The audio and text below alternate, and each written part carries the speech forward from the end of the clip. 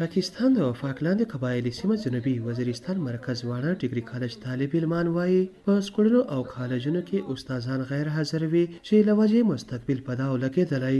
زیاتوي د ترانسپورټ مسلې سره د کالج ودانۍ انتهایی ضعیفه شوې ده.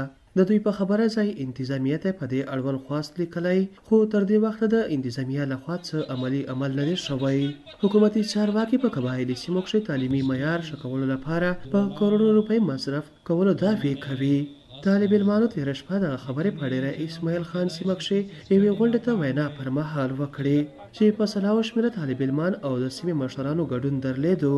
د طالب علمانو یو مشر یاسین وزیر وایي حکومت د دوی مشکلات په هوارولو کې دلچسپي نه لري. ترانسپورټ نشته، زموږ د کالج تعداد ډېر زیات دی، تقریبا 1400 نه راونیسه تر 1800 پورې تعداد دی، او د موږ چې کوم کالج پروفیسرون دي 27 دي، په دې کې 14 په کانټریکټ باندې دي او 13 کنه چې کوم دي دغه په ښه دي په کې کنه موږ دغه سوال ورته کوو ګورنر ته، او دا موږ کمیشنر ته سوال کوو چې په دغه 13 کې کنه زموږ کالج ته چې رادرومي هغه 600 کسان رادرومي، او دې ته موږ سوال کوو چې کنټریکټ ول خو پرېږده کنه د نور چې کوم ځینې دي دغه کنه د موږ ته حاضر شي او ریګولر پیریډونه دا شروع شي. واړه ډیګري کالج په کال 1994 کې جوړ شوی او هر کال په سلګونو شمېره طالب علمان تعلیمي زده کړې ترلاسه کوي. د طالب علمانو په خبره په کالج کې د استادانو نه راتلو په وجه په خپل مصرف په بندوبستي سیمو کښې په کرایه کمرې نیولې او ټیوشنې وایي. یو طالب علم نور نواز په خبره حکومتي چارواکي دي د دوی دغه ستونزو ته په فوري توګه کتنه وکړي.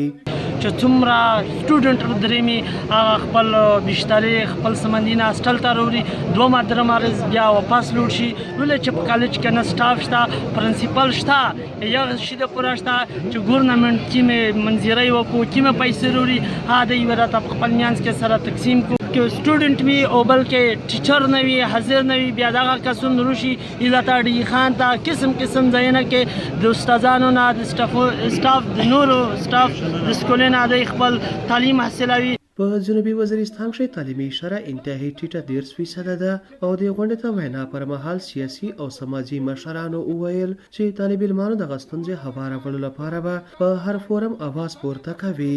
د عوامي نیشنل پارټۍ صوبایي جاینټ سیکرټري ایاز وزیر وویل د سیمې ټول سیاسي او سماجي مشرانو سره په شریکه د سیمې تعلیمي معیار ښه کولو او د طالب علمانو ستونزې هوارول د دوی اولني ترجیح جوړوي.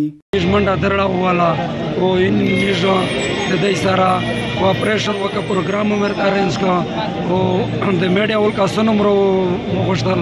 همیش مقصد او چې د جنوبي وزیرستان ګورنمنت کالج چې جنگ زده علاقه دو دغه نه همیش دا سټوډنټون محفوظ کی او دغه نه د ونه کالج محفوظ کی.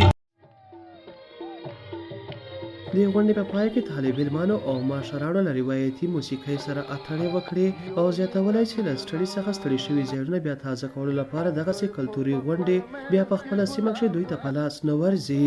د سیمې نه ډیوه راډیو خبریال عدنان بیټنی.